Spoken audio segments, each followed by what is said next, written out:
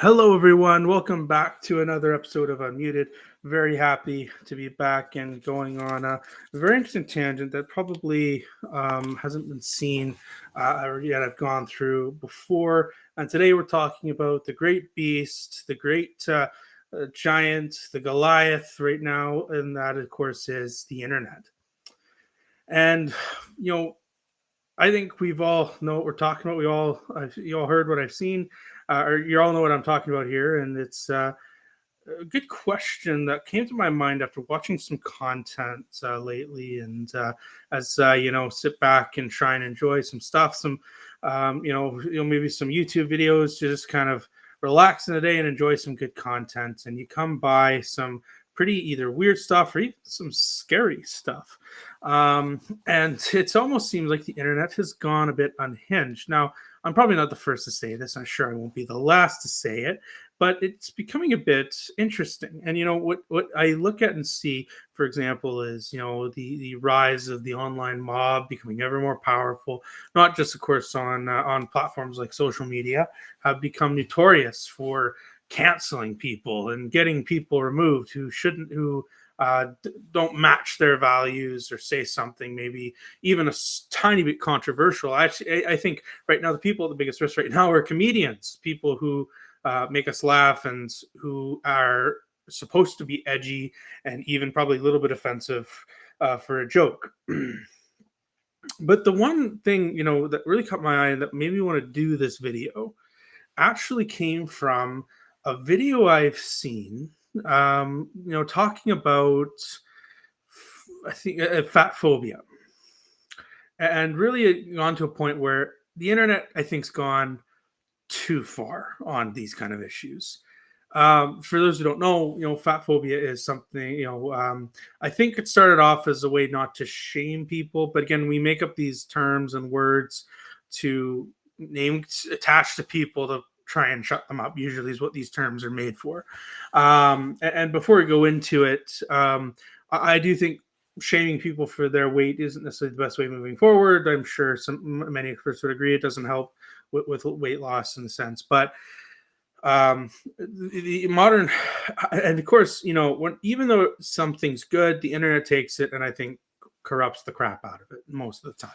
Not every time, hopefully something like this doesn't, but just using this as an example where now the internet has gone, I think, gone too far on many things. And I'm going to use this as an example. For example, this kind of fat phobia stuff started as a way to, I think, go after people who are shaming people for their weight, which, as I said, I don't think is the right thing to do.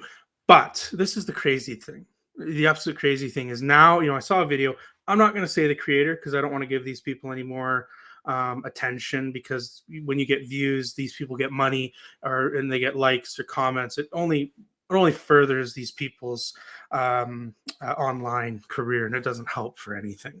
All it does is spread their terrible messages. But for example, when you see, recently there's a video, even a petition gone out online to see if people who are overweight can get a free seat because it would be discrimination if they can't. Now, that's ridiculous, to say the least. It's absolutely ridiculous. And to think that someone should get free things because they're overweight it is ridiculous. The cost of airline seats today are ridiculous. And this is, I mean, I'm no straight. I'm overweight myself, and I hate all this fat phobia crap. And it's just an example of how the internet has gone crazy. I mean, it takes an issue. They take an issue and it molds it into something that really shouldn't be. And this woman coming on most social media saying, "Well, these people need free things, and you're discriminating against people." Let me say this thing. I mean, weight control is a choice. It's not about discrimination. If anything, I think if you're going into this, you're discriminating against your own body. That's my personal opinion, but it doesn't help for anything. And I think it actually comes into more of a health crisis than anything. And now what we're seeing, and what we are seeing here is, and then another video. Again, I'm not going to share these content creators' names, just because I don't want to give attention to these people who are spreading, I think, very wrong messages. And so another video, a woman saying, trying to, if you're intentionally trying to lose weight, you're fat phobic. What? Like, if you're trying to become healthy. Now, this is the problem. I think a lot of people are falling into this trap of, if people are telling you to change, now you're some sort of phobic. Now, let's go on to how that's actually grammarly, or I guess more, languagely, or however you want to say it, incorrect. Phobia is a fear of, which is why I've never understood people using terms like phobic as a term of hate or aggression or bias towards something. Because that's, I mean, I guess you have a fear, you have a bias. We all have biases towards something, but they use, I think the term phobia, first of all, is being used wrong. I think most things like the modern language, the American style of language has kind of ruined English kind of common law language, and these words now no longer mean what they actually were actually meant to mean, and now it's gone crazy. And the internet's the big problem of this. And we've seen this in many different forms, and that is the online mob. And unfortunately, I think of it as kind of a Western style justice system. It's, instead of people getting hung by a tree, you get fired or you get canceled, or you lose your accounts or whatever on social media. But these online mobs can actually ruin people's lives. And you can say some of the most harmless things that the internet will just attack for. Who knows? Maybe I'm next on the lynching list because I dare to speak out against this mob, and I actually think it's wrong. There's a reason we got rid of frontier style justice, is because it's not justice, it's vengeance, it's absolute. So, I mean, another example, let's use the witch trials as an example, right? Like, this wasn't justice. It's actually turned out to be vengeful people who used a scenario and took advantage of it. I truly believe this is what the online mob is. It's people taking advantage of political situations and trying to silence people they don't like. Ironically,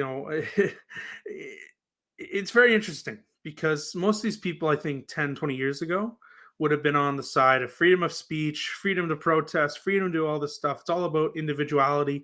Now, I think it almost sounds like most of these people who sided with that 20 years ago are now on the side of canceling silence and removing individuality.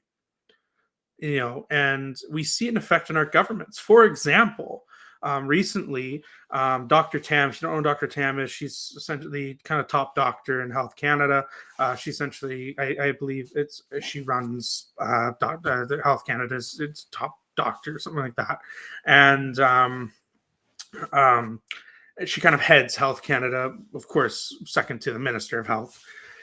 And she went on about capitalism and removing individuality, and that's how we're going to fight climate change.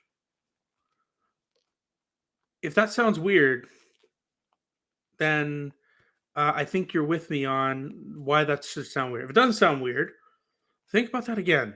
The head of the Ministry of Health is using her platform to talk about the environment and climate change. Should that not be for the head of the Ministry of the Environment? Yes, we do have a Ministry of the Environment, and they have their own head, and that should be their job. Now, I'm not saying Dr. Tam can't go on her own private social media and talk about this, but when you get on a stage, with your title as the leading doctor of Health Canada, and start making statements like that into completely biased political leanings, and use that platform for anything other than Health Canada's point of stance, then I think that's an abuse of power. But again, it all started with this internet mob. They have controlled where things go and how they do, and unfortunately, we listen to it. They only have power as long as we let them have power. And of course, sadly, it started with the politicians, right? It started with the political side that gave into this power and gave it power. And unfortunately, employers and universities also gave into it, and big corporations, and now they've given it power. And so I guess the question would be, how do we take away its power? Well, you could shut down social media. That would be one way of doing it. But in a sense, we need to stop giving it power. Why are we listening to random strangers' opinions who we don't know? and have no idea who they are, and taking it to heart. These are people who are not experts for the most part. I'm sure there are some experts. I've loved the online debates and the comment section and say, "Well, I've done this and I know what I'm talking about." Sure, sure, but that's the only credibility they have is your word. And I mean, it comes to the old adage: talk is cheap. And the thing about the internet, which people, when you hide behind a screen. Yes, you may have a profile picture and a profile, but what is someone from Prince George going to do to someone out in Idaho or Montana, for example, right? Like that's thousands of kilometers away and can't do anything because they're so far. And people will hide behind screens, and that's become the problem. Is people become nasty. I've done some canvassing and cold calling, and going from door to door versus the internet. And some people who will scream at you on the internet will be so polite to your face. And to that, my personal opinion is, if you can't act the way online that you act in person, and you for example, if I, and it's something I try to live by, is if I would never say it to your face, I'm not going to try and say it on the internet. And believe me, I have said this to people about the internet, and that's why I'm saying it here. But of course, I'm human. I probably have done things that I would say online. I'm trying to fix that, and it's something we need to admit that people have faults. The air is human, as they say. But how do we fix that? Well, we can remove commenting on social media. There's so many ways we can do these things. Now, of course, people won't want that, because then commenting and sharing is how social media platforms give these influencers give them money. And so I'm sure you see all these influencers will absolutely hate what I'm saying, because some of these influencers are actually the problem. For example, another example, this term quiet quitting that started from influencers, of people who say, pay, work what you're worth, or work what you're getting paid or something, work your worth. And it's a dumb idea. When whoever started, and I guarantee it started on the internet, someone had a dumb idea of saying, well, I'm quiet quitting, I'm only going to work how much I'm getting paid.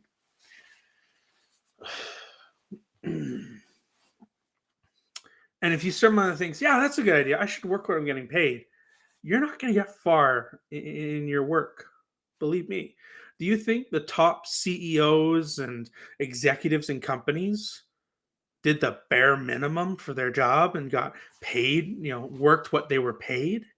No, they went above and beyond to get, and they worked what they were worth instead of just working what they were getting paid. Because believe it or not, when you go above and beyond, you do see reward for it.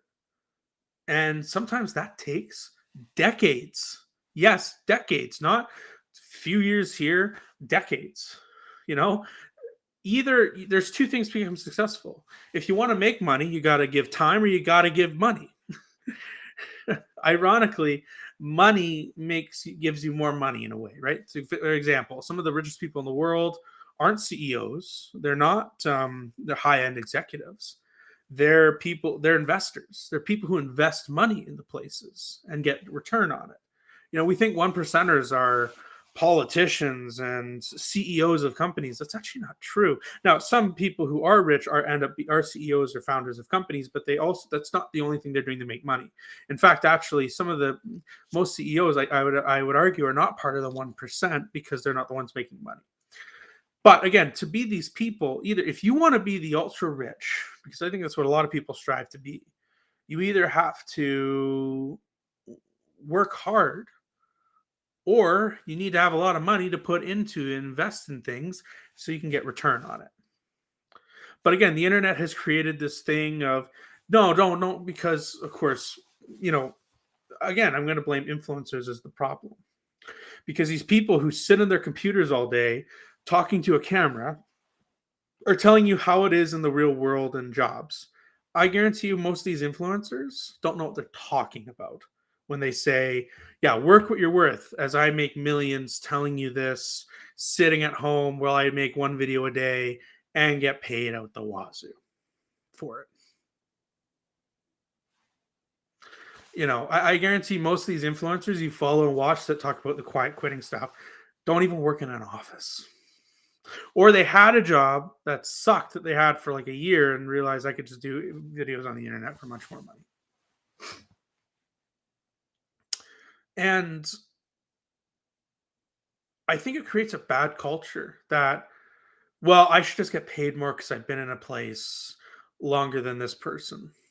And that's kind of how certain places do it. And seniority shouldn't necessarily give you, but here's the same thing is, I think young people come today and expect because I've gone through all this money in schooling, I should get more reward for it. It's a debatable topic, but you shouldn't overpass the guy who's been there for 30 years working his ass off just because you went to school. He may not have gone to school. Times have changed. We've higher demand for schooling, and I have my own opinions on that, which I know some people may disagree with me. I know even some of my own family disagrees what I think about schooling, especially post-secondary schooling. And I have some friends who maybe we'll bring on to talk about it on a later episode. But for right now, I mean, I think the internet has caused so many problems, especially with young people, that they see these people their own age making millions on YouTube, on Facebook, on Instagram, on TikTok for making stupid videos, making people laugh. They're entertaining for sure. But then we have this idea that you have to be successful at such a young age. And it's because these people are successful at a young age because they found what works and used it. Let me remind people, you know, uh, and I saw this actually on an SNL sorry, um, you know, that actually made me think, wow, your 20s are for messing up. It's very rare for someone to be successful in their 20s, even in their early 30s. And yet we have a world that tells you need to have it put together by the time you hit 18. You need to know what you're doing, everything you're doing. And some of the most successful people in the world today failed. Steve Jobs, Bill Gates. I'm sure they've had great failures before they became these big giant tech giants. Oprah, I think, got fired a few times before she made her claim to fame. Harrison Ford, I think, was in his 40s before he became a famous actor. He was a carpenter before. So if you're not famous or where you want to be by the time you're 20, don't panic. There's so much people need to learn, even and including myself, about the world before we can be successful in it. But I mean, the world and the internet, in a sense, has told us that we need to be successful. We need to have it all together by the time, honestly, it feels like by the we're 17, you need to know what school you're going to, what your job you're going to go into. You need to have it all figured out, but by the time you become an adult. I feel like there's no chance for kids to be kids anymore. And when we've shifted the responsibility to you need to have it all figured out by the time you're 18, and you should have been spending the last 10 years figuring it out. And I think that's been so damaging. Um, I think you should have some idea by the time, but that's I think what university is supposed to be, figuring out what you want to do, and later parts of high school too. And now the problem is things have just gotten more expensive, and life has gotten more expensive, and it's not easy to just say, "Oh well, I'll just go take a job." And unfortunately, jobs have now become more harder to get because the demand for education, right? Like I think back, 50 years ago, if you had a high school degree, wow. Because I think a lot of people just went into trades and or started their own, construction company or just did roofing and it just worked and they stuck with it. Now it almost feels like you need even an education to hold up a stop sign at a construction site. You need 2 years of training to do that now. I could be wrong in that, but that's what it feels like. That's what it feels like. It feels like you need to go through school before you can do anything. There's no real opportunity, I think, anymore for young people to grow grow properly, and grow in life. And I think, again, I blame the internet for that, because life is thrown in our faces, quite literally, every day. You get a cell phone. When you're, I'm seeing 7-year, 8-year-olds walking around with a cell phone. I didn't get my own cell phone till I hit high school, and even then, it wasn't a smartphone. It was like a flip with the Kibo. I don't know if any. I don't know. I don't know if anyone watching even knows it. It's a flip and a keyboard. You had a keyboard when you flipped it up, and that's what all my friends had. And then, a few, it wasn't until my later in high school, about when I was, I think, 16, is when I actually got a smartphone. But it's crazy. It's crazy to think, now at a young age, you just have the world thrown in your face. And I think that's been so damaging for my generation, the generation, and the generation after, coming after, is it's just been so damaging. And I think we need to try and find a way to revive that in a way. And I'm thankful that I mean, I'm at that weird point where I was born in the 90s, but it was the late 90s. So in some ways, I don't think it counts. I was a 90s kid.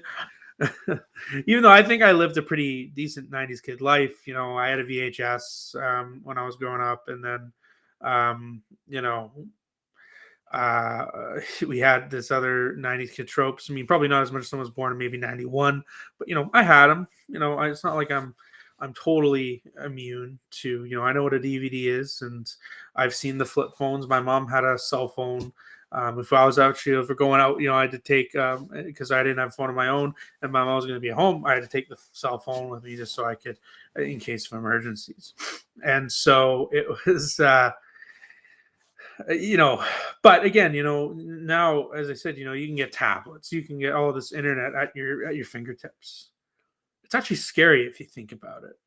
And and, and I think the internet has gone unhinged. It's gone to a point, and I think it'll keep going and going, until someone forces it to stop.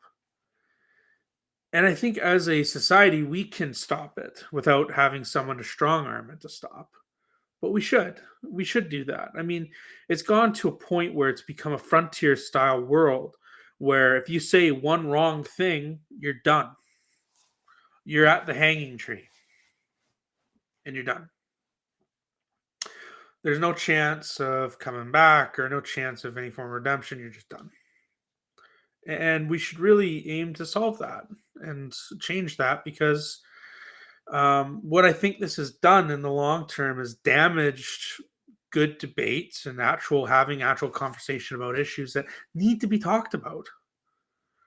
And it's not healthy. It's not healthy as a society that we want to remove individuality. We want to group ourselves together in these groups and go to war with each other, because that's what's happening.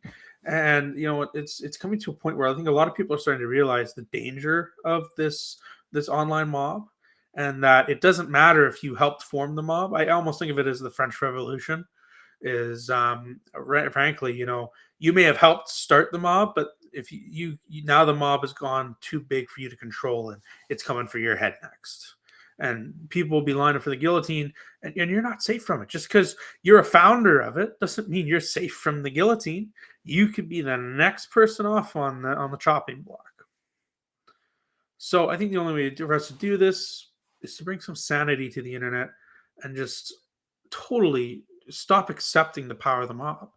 But it's going to come down to us to do it. It's not going to be a government entity. It's not going to be Facebook or YouTube that are going to regulate it, because they're making money off this kind of stuff. So they're not going to regulate it. It's going to come down to us as the people taking hold and doing it ourselves.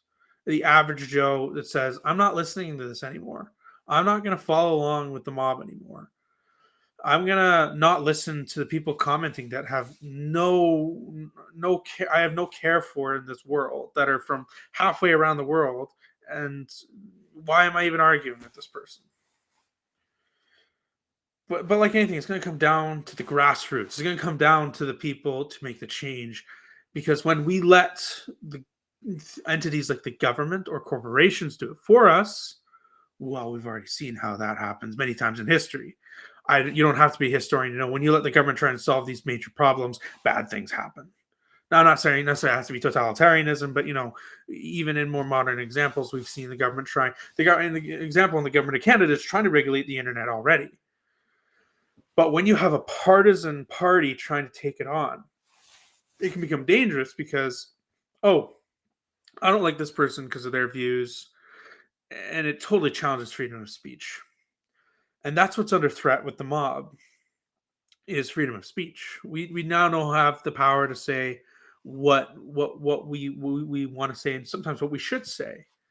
And we tiptoe around these things, and it's not good. It's not healthy for debate. It's not healthy for proper discourse between people who disagree. And I think we need to truly bring some common sense. The internet's gone unhinged. I think we can all agree about that. It's gone too far in many ways. So how do we solve it? We gotta stop giving it the power that has, because in the end we give it the power. It's not like it has power. It's not like Facebook had power and Twitter had power in the beginning.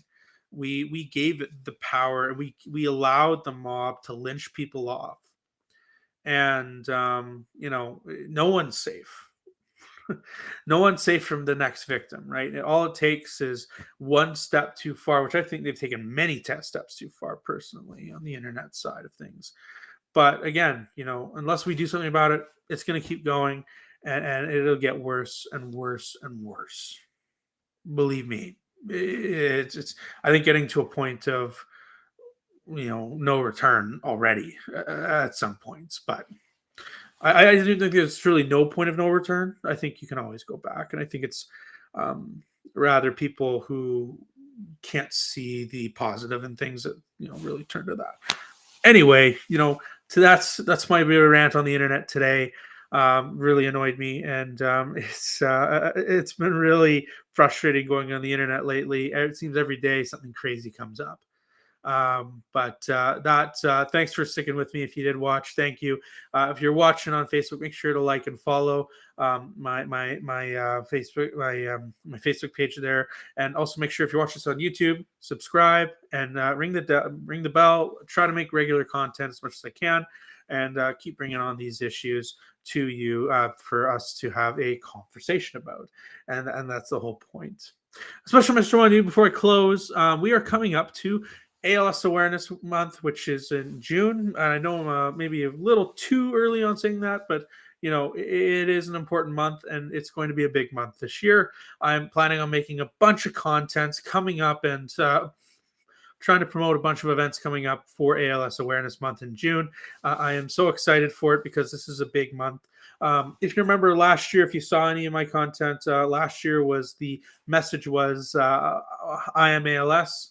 A united front where we are all in this together. Even though you may not have ALS, we're still in the fight together as people trying to end it, because it is a growing disease.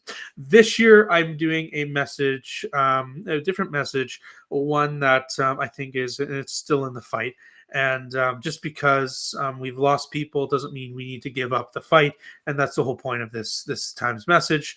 It'll be super big, and keep an eye out on your social media, because I intend to spread this across the whole month and do something all month long for ALS Awareness Month, because June is just is such an important month to me personally, and something I think we need to share out and make sure we really take advantage of that. And so keep an eye out. There's opportunities for those who want to be part of my big video project that are coming out. I'll share more about that coming up in May, about what our plans to do and make this, I think, the biggest ALS Awareness Month in Canada. I think in the United States, it's a different month. I think it's May is ALS Awareness Month in the United States.